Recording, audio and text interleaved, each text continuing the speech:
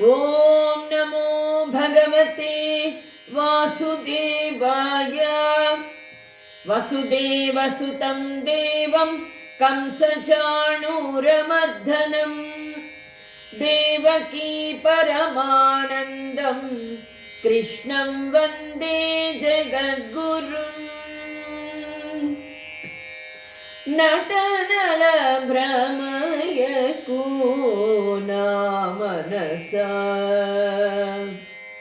నటనల భ్రమయకు నా మనసా, ఘటించు హరియే కలవాడు. నటనల భ్రమయకు నా మనసా, సరి సంసారము సంతల కూటమి, సొరిది విచారము చూపేదిది. సరి సంసారము సంతల కూటమి, సొరిది విచారము చూపేదిది. గరిమనెప్పుడు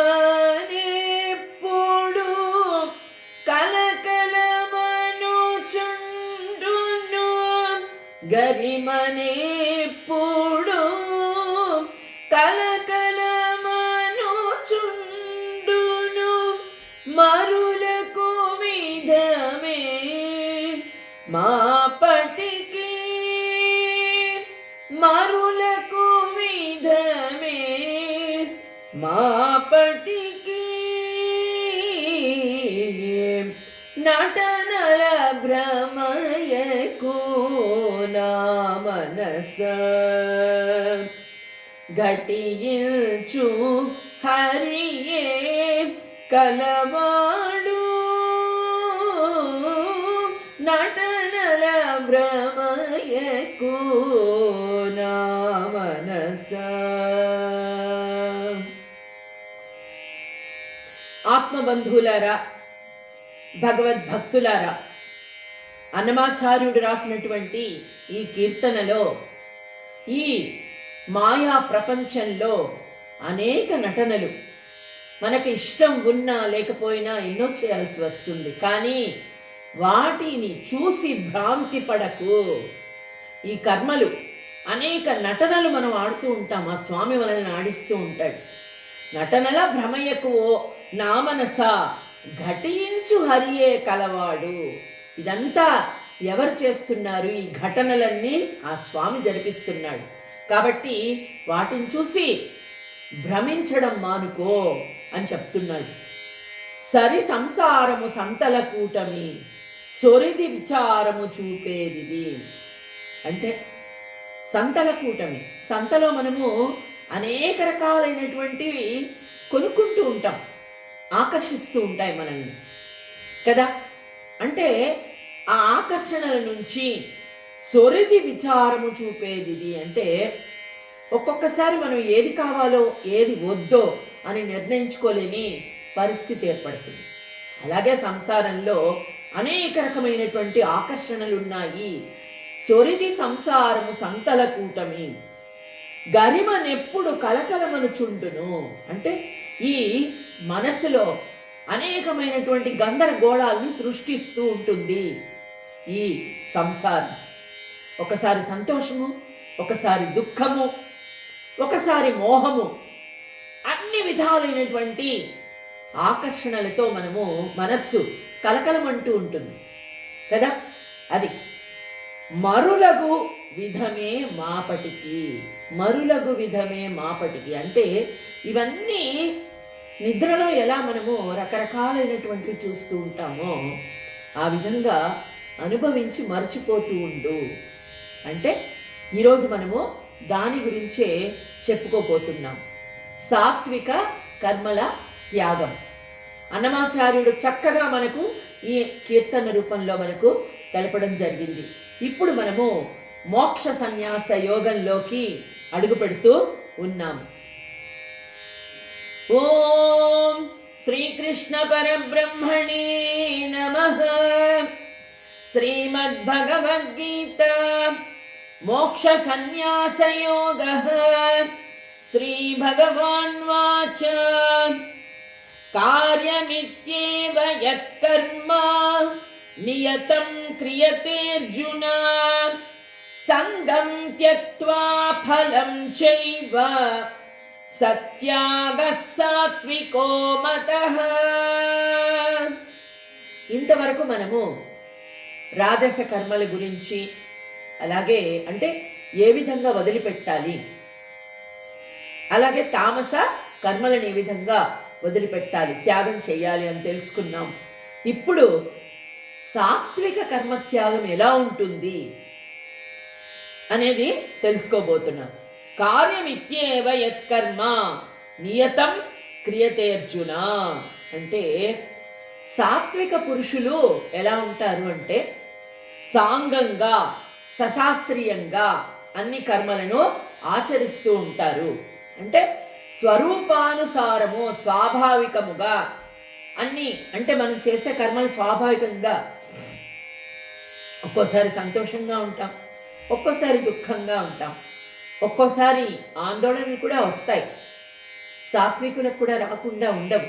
అన్ని రకాల కర్మలు వాళ్ళు కూడా స్వరూపానుసారంగా స్వాభావికంగా నిర్వర్తిస్తూనే ఉంటారు. కానీ ఇక్కడ నేను ఈ కర్మలకు కర్తను అన్నటువంటి కర్త అనేటువంటి స్వభావాన్ని వదిలిపెడతారు. నేను కాను, నేను ఈ కర్మలను చెయ్యట్లేదు, స్వాభావికంగా ఈ శరీరంతో నేను నిర్వర్తిస్తున్నాను అంతే. ఈ శరీరం కూడా నేను కాదు, అహంకారం. అంటే నేను చేస్తున్నాను, నేనే కర్తను అన్నప్పుడు ఆ తర్వాత విచారం ఏం కలుగుతుంది మనకు? ఫలితాన్ని ఆశిస్తాం. నేను చేస్తున్నాను కాబట్టి ఇది చాలా బాగా జరగాలి, భగవంతుడికి కూడా ఆ విధంగానే మనం ప్రార్థన చేసుకుంటాం. కానీ సాత్వికులు ఎలా ఉంటారు అంటే అది కర్మ చేస్తున్నాను అనే భావనతో కాకుండా కర్మ నిర్వర్తిస్తారు. అలాగే ఫలితాన్ని కూడా ఆశించరు. నేను కర్తను కాను అనుకున్నప్పుడు ఫలితం మీద కూడా ఆశ ఉండదు.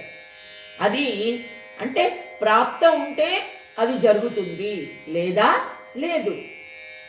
అలాంటి స్వభావము సాత్విక కర్మ త్యాగము. అంటే తెలియకుండానే వాటిని వదిలిపెట్టేస్తారు, ఆ అహంకారాన్ని.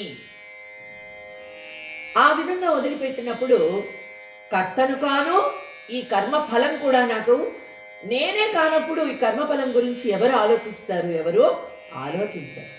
అందుకనే ఆ విధంగా ఎలా ఉంటుంది అంటే చూడండి, నేను కర్తను అనుడి అభిమానము, కర్మఫల లోభము, ఈ రెండు బంధకత్వాలుగా తయారవుతాయి. కర్మ బంధకత్వాలుగా అంటే కర్మ నేను చేస్తున్నాను అనుకోండి, అది ఫలించలేదు, చాలాసార్లు ప్రయత్నం చేశాను. ఒక విద్యార్థి ఉన్నాడు, పాపం మొదటిసారి రాశాడు పరీక్షలు, ఫెయిల్ అయ్యాడు. మళ్ళీ రాశాడు, మళ్ళీ ఫెయిల్ అయ్యాడు. అప్పుడు ఏమవుతుంది? కర్మ బంధకంగా తయారవుతుంది. ఫలితం రాలేదనుకోండి, నేను రాశాను, ఇంత కష్టపడ్డాను, ఎందుకు రాలేదు? అప్పుడే నిరాశ నిస్పృహ ఆ విద్యార్థికి కలుగుతుంది. ఇప్పుడు మనం చూస్తున్నాం చాలామంది ఆ మానసిక సంక్షోభము తట్టుకోలేక ఆత్మహత్యలు కూడా చేసుకుంటున్నారు. వాళ్ళు అనుకున్నది నెరవేరనప్పుడు నేను చేస్తున్నాను, నేను ఇంత కష్టపడుతున్నానే, నేను ఇంత బాగా చదువుతున్నానే అని అనుకున్నప్పుడు అది ఫలించినప్పుడు ఏమవుతోంది? కర్మ బంధకత్వం. అంటే నేను ఎందుకు ఉండాలి, నేను ఎందుకు ఇంక బ్రతకాలి అన్నటువంటి నిరాశ నిస్పృహ కలుగుతున్నాయి. అదే కాదు, రకరకాలుగా ప్రేమ అంటున్నారు, ప్రేమిస్తున్నారు. ఆ ప్రేమ ఏమిటి, ఆకర్షణ ఏమిటి అనేది కూడా ఇప్పుడు ఎవరు తెలుసుకోలేకపోతున్నారు. నిజమైన ప్రేమ ఏం కోరుకుంటుంది? త్యాగాన్ని కోరుకుంటుంది. అంటే నేను ప్రేమించిన వాళ్ళు బాగుండాలి, సంతోషంగా ఉండాలి, ఎలా ఉన్నా బాగుండాలి అనే కోరుకుంటారు కదా. అంటే త్యాగాన్ని నిజమైన ప్రేమ కోరుకుంటుంది.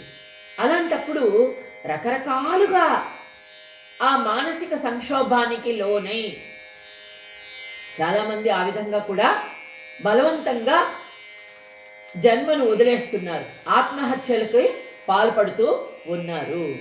అయితే ఎట్లా ఉంటుంది ఇది?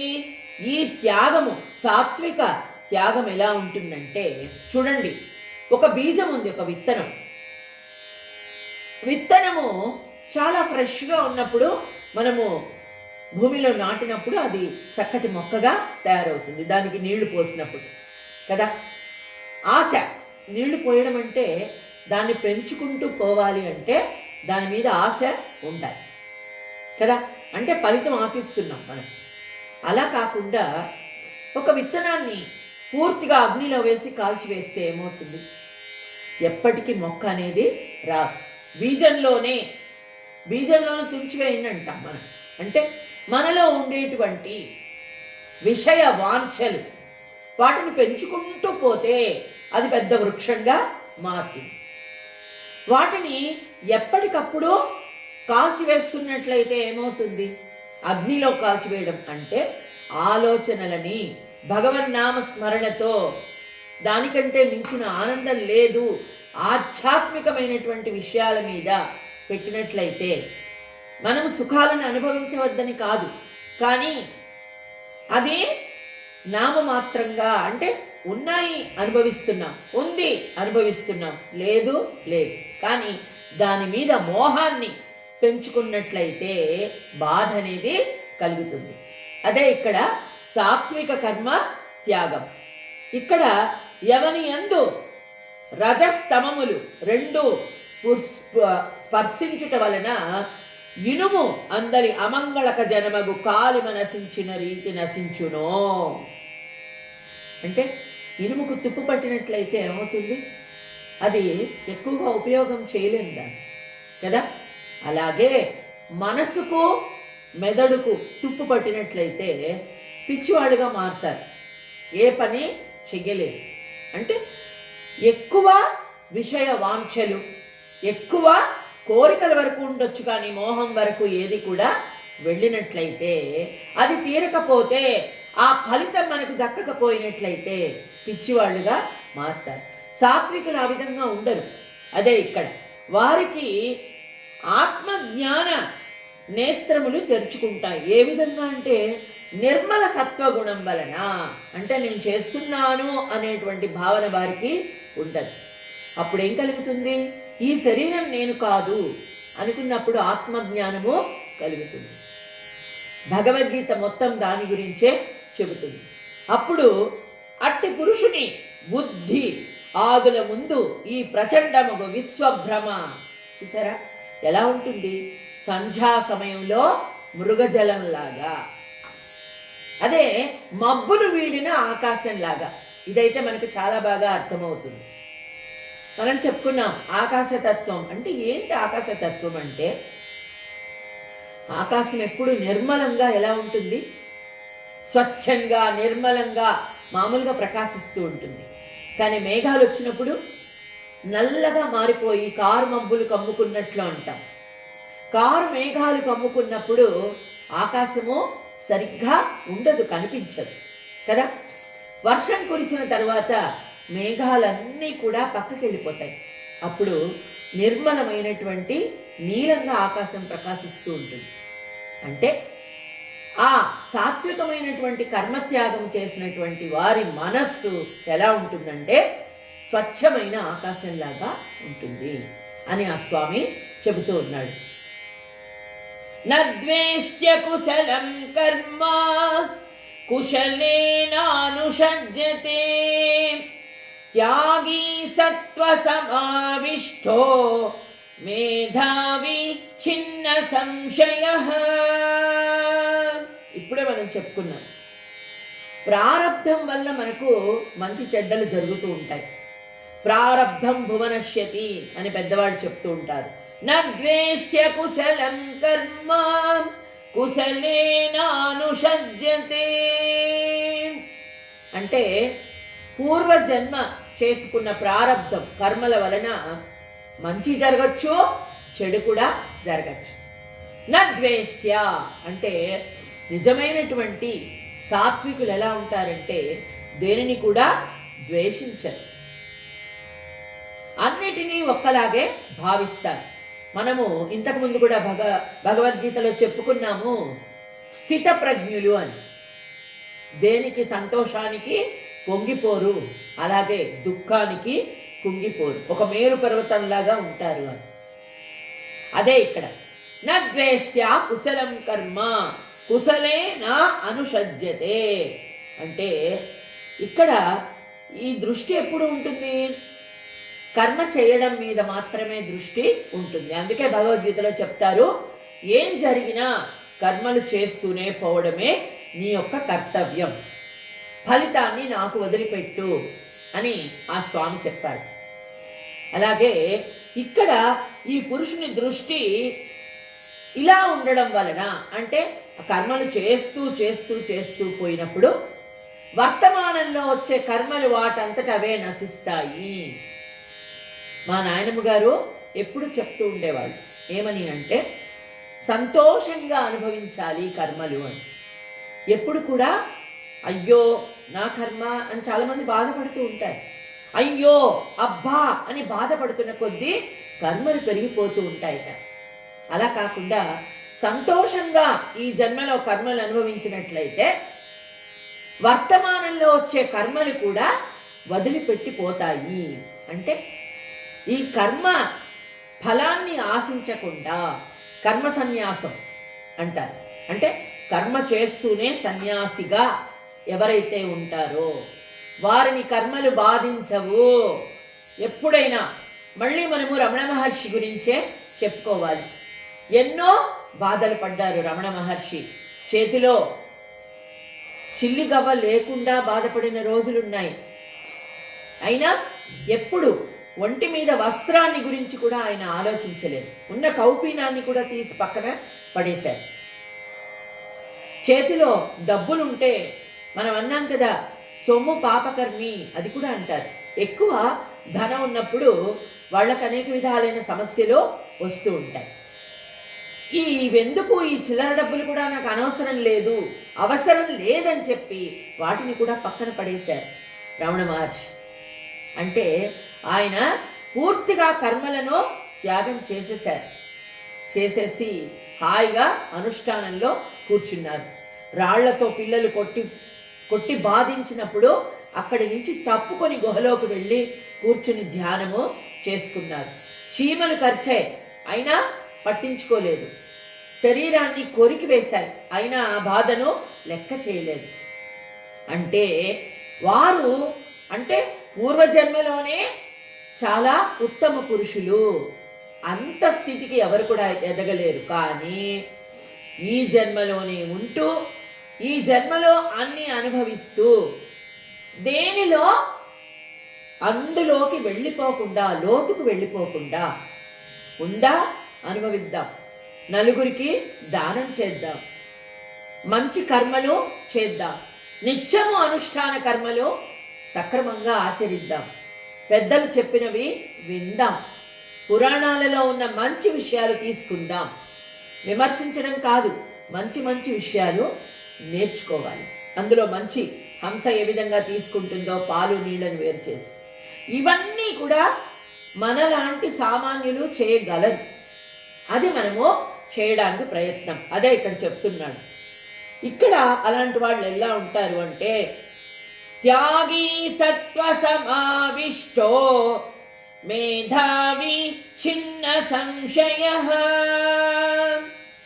అంటే త్యాగీ సత్వ సమావిష్టో మేధావి చిన్న సంశయ, కొంచెం కూడా సంశయం లేకుండా కష్టసుఖాలన్నింటినీ కూడా సమానంగా వాళ్ళు అనుభవిస్తారు. ఎలా ఉంటాయి? ఈ కర్మలు శుభాన్ని కలిగిస్తాయి, ఈ కర్మలు అశుభాన్ని కలిగిస్తాయి. ఎప్పుడైనా అనుమానం పెట్టుకున్నట్లయితే మనం ఏది కూడా చెయ్యలేము. ఎప్పుడు కూడా అనుమానాస్పదంగా ఏదైనా ఉంది అంటే దేన్ని చూసినా అనుమానంగానే ఉంటుంది. సంశయాత్మకు అన్నీ సంశయంగానే ఉంటాయి అని మా నాయనమ్మ చెప్పేవాడు. సంశయంగా చూసినట్లయితే ప్రతి మనిషి అనుమానంగానే కనిపిస్తాడు. ప్రతి పని కూడా మనకు సంశయాత్మకంగానే కనిపిస్తుంది. అలాగే ఇప్పుడు మనం చూస్తున్నాం యూట్యూబ్లో రకరకాలు, ఇలా దీపం పెట్టుకోవాలి, ఇలాగే పూజ చెయ్యాలి, ఇలా పెట్టుకుంటే మంచి జరుగుతుంది, మీకెన్నో జరుగుతాయి, రకరకాలైనటువంటి విషయాలు. అన్ని విషయాలు విన్నప్పుడు ఏమనిపిస్తుంది? ఏది చేయాలో ఈ ఆలోచించలేదు మెదడు. అలాగే మనసులో సంశయాలు మొదలైపోతాయి. సంశయం వచ్చినప్పుడు ఏ పని కూడా మనం సక్రమంగా చెయ్యలేము. అదే ఇక్కడ చెప్తూ ఉన్నాడు. అంటే త్యాగి సత్వ సమావిష్టో మేధావి చిన్న సంశయ. అంటే స్వప్నంలో మనము పడుకున్నప్పుడు అనేక రకాలైన కళలు వస్తూ ఉంటాయి. దుఃఖించినట్లు, చాలా గొప్పగా మనమే రాజులమా అన్నటువంటి ఒక్కొక్క సందర్భాల్లో అలాంటి కళలు కూడా వస్తాయి. కానీ మేలుకున్న తర్వాత అవన్నీ భ్రమ, ఇదంతా ఉత్త భ్రమ అని మనకు తెలిసిపోతుంది కదా. ఆ విధంగానే ఉంటారట సాత్వికులు.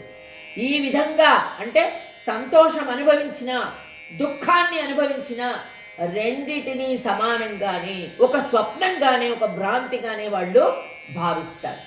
అదే ఇక్కడ ఉదాసీనంగా ఉంటారు. దానికి పొంగిపోరు, దీనికి కుంగిపోరు. దాన్ని సాత్విక త్యాగమని అంటారు. నహి దేహభృతా శక్యం త్యక్తుం కర్మాణ్యశేషతః యస్తు కర్మ ఫలత్యాగి సత్యాగీత్యభిధీయతే.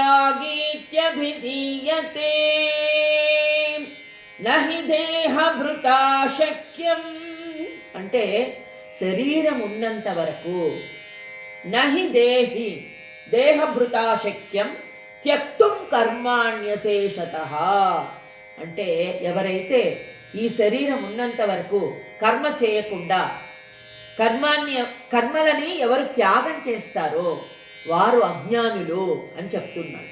కాబట్టే భగవద్గీతలో మొట్టమొదటి నుంచి కర్మ చేయడం వరకే నీ వంతు, ఫలితాన్ని నాకు వదిలిపెట్టాలి.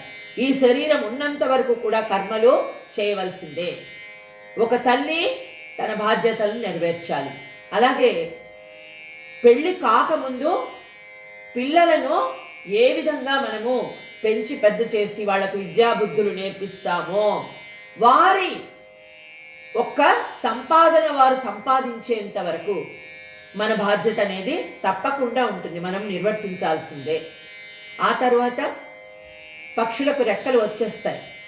కొంతవరకు మాత్రమే మనము వారు అడిగితేనే సలహా చెప్పడం, లేకపోతే వదిలివేయడం.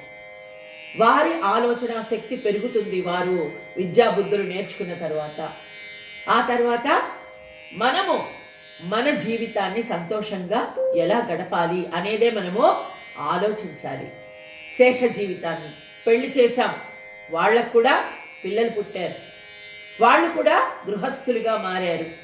చేతనైతే సహాయం చేయడం, లేదా మనము ఆ భగవంతుడి యొక్క సేవలో మన జీవితాన్ని సంతోషంగా గడపడం. అదే ఇక్కడ చెప్తూ ఉన్నాడు. ఇప్పుడు చూడండి, స్వాభావికమైనటువంటి కర్మలు వదిలిపెట్టకూడదు. కుండ ఎలా తయారవుతుంది? మట్టితో తయారవుతుంది. మట్టిని ద్వేషిస్తుందా కుండ? ద్వేషించినట్లయితే కుండ ఎలా తయారవుతుంది? అలాగే వస్త్రం ఉంది, వస్త్రం నూలును కానీ సిల్క్ను కానీ ద్వేషిస్తుందా? వస్త్రం ఎలా తయారవుతుంది? కొన్ని లక్షల, వేల, లక్షల, కోట్ల నూలు పోగులతో తయారైనది వస్త్రం. వాటిని ఎంతో కష్టపడి వడికి చక్కగా చేసి ఒక వస్త్రంగా తయారు చేస్తారు. ఆ వస్త్రము నూలును ఎప్పుడైనా విసుక్కుంటుందా? ద్వేషిస్తుందా? అలాగే కర్పూరం ఉంది, కర్పూర వాసన కొంచెం ఘాటుగా ఉంటుంది. ఇష్టపడే వాళ్ళు ఉంటారు, అది మంచి చేస్తుంది. కానీ కర్పూరం వాసన ఘాటుగా ఉంటుందని కర్పూరము దానిని ద్వేషిస్తుందా? అలాగే దీపం ఉంది, దీపము అగ్నిని ద్వేషిస్తుందా? ఇవన్నీ ఎందుకు చెప్తున్నామంటే, స్వాభావికంగా మనము చేసే కర్మలను విసుక్కున్నట్లయితే, అంటే చూడండి, మనకు తెలియకుండానే నిద్రలో శ్వాస అనేక రకాలుగా వస్తుంది. కొంతమందికి గురక వస్తుంది, అది తెలిసి రాదు కదా. కానీ ఎందుకు వస్తుంది, గురక ఎందుకు వస్తుంది, అది ఎందుకు వస్తుందో కారణం తెలుసుకుని దానికి తగిన, అంటే అది ప్రమాదకరంగా మారకుండా చూసుకుంటాం అంతే తప్ప, గురకను విసుక్కుంటే ఏం చేస్తాం? అది మన స్వాభావికంగా, అంటే మన శరీర తత్వాన్ని బట్టి, ఒక్కొక్కరికి ఒక్కొక్క తత్వము ఉంటుంది. కప, వాత, పిత్త రకరకాలైనటువంటి తత్వాలతో కూడుకున్నది శరీరం. ఒక్కొక్కరికి ఒక్కొక్క స్వభావం ఉంటుంది. కానీ దాన్ని విసుక్కున్నట్లయితే ఆ కర్మలు ఎప్పుడు కూడా విడిచిపెట్టి పోవు, తప్పదు. ఆ శరీరంతో పాటు అవి అనుభవించాల్సిందే. ఏదైనా రోగం కూడా అంతే, మనకున్న స్వభావం బట్టి ఆయా కాలాలలో ఆయా వ్యాధులు వస్తూ ఉంటాయి. వాటికి చికిత్స ఏ విధంగా చేయాలని ఆలోచించాలి అంతే తప్ప, వాటిని విసుక్కుంటే, మనల్ని మనం ద్వేషించుకుంటే అవి తక్కువ. అందుకని చెప్తారు, నిన్ను నువ్వు ప్రేమించుకోవడం ముందు నేర్చుకో.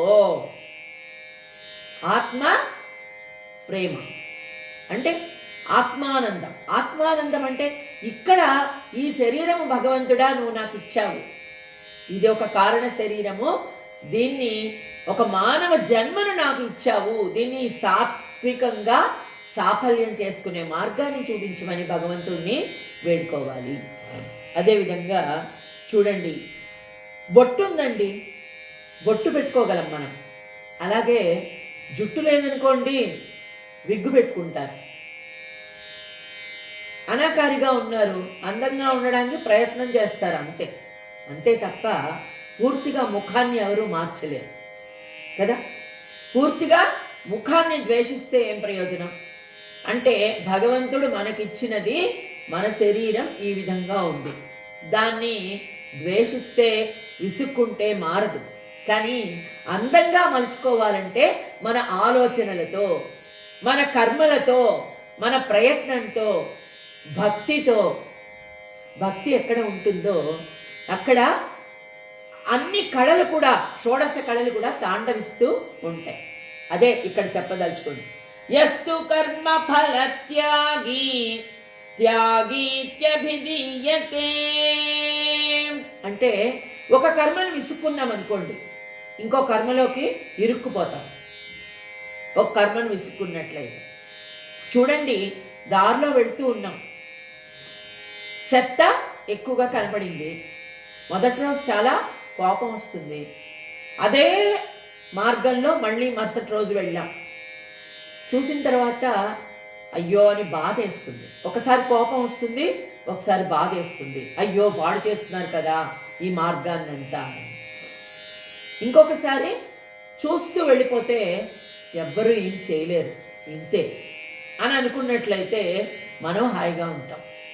లేకపోతే అక్కడున్న వాళ్ళందరినీ తిట్టి ఏం చేసినా కంప్లైంట్ ఇచ్చామనుకోండి, వాళ్ళు సక్రమంగా చేస్తే మంచిదే, లేదా అనవసరంగా మనకు మనస్సులో ఆలోచనలు ఎక్కువైపోతాయి. దాని గురించి ఆలోచించి ఇంతే, అది ఇంతే, దీన్ని ఎవరు అలా చేస్తున్నారు, ఇలా చేస్తున్నారు, పట్టించుకోవట్లేదు, ఇలా చేయడం వలన నీ మెదడుకు ఎక్కువ స్ట్రెయిన్ అవుతున్నావు నువ్వు. ఇంకో ఎక్కువ ఆలోచనలు ఎక్కువైనప్పుడు ఏమవుతుంది? దాంతో బీపీ వస్తుంది.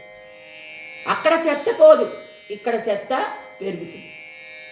అది అంటే చూసి చూసి చూసి దాన్ని త్యాగం అంటే ఆ కర్మను త్యాగం. వదిలిపెట్టు, నువ్వు చేయగలిగిన కర్మ మాత్రమే నువ్వు చేయగలవు. నువ్వు చేయలేని కర్మను గురించి ఎందుకు ఆలోచిస్తావు? అదే ఇక్కడ చెప్తున్నాడు. ఇక్కడ యస్తు కర్మ ఫల త్యాగి త్యాగి త్యభిధీయతే. అంటే కర్ర దెబ్బలు తప్పించుకోవడానికి పిడిగుద్దులు ఎవడో కొట్టించుకున్నట్ట అలా ఉంది, అంతే కదా. కర్ర దెబ్బలు తప్పించుకోవాలి అంటే ఏం చేయాలి? పక్కకు వచ్చేయాలి. మనం దూరం అనుకోండి, ఏదైనా గొడవ జరుగుతున్నప్పుడు దూరితే ఏమవుతుంది? ఇంకాస్త పెద్దది అవుతుంది. ఒకరు ఎక్కువగా దాని గురించి వాదిస్తూ ఉన్నారు, ఎక్కువగా తగులాడుతూ ఉన్నారు. ఆ తగుల మధ్యలో పోయి మనం దూరి మాట్లాడినట్లయితే మనం కూడా అనవసరంగా దాన్ని నెత్తి మీద మోయవలసి వస్తుంది. అది ఇక్కడ చెప్తూ ఉన్నారు. కాబట్టి ఈ సాత్విక కర్మల త్యాగము ఎవరైతే చేస్తారో వారికి కష్టము ఉండదు, నష్టము ఉండదు. ఈ జన్మలో ఉండంగానే వారు తరించిపోతారు, మోక్షాన్ని, ఆ స్వామిని అందుకుంటారు. అది. ఓం శ్రీకృష్ణ పరబ్రహ్మణే నమః. శ్రీమద్భగవద్గీత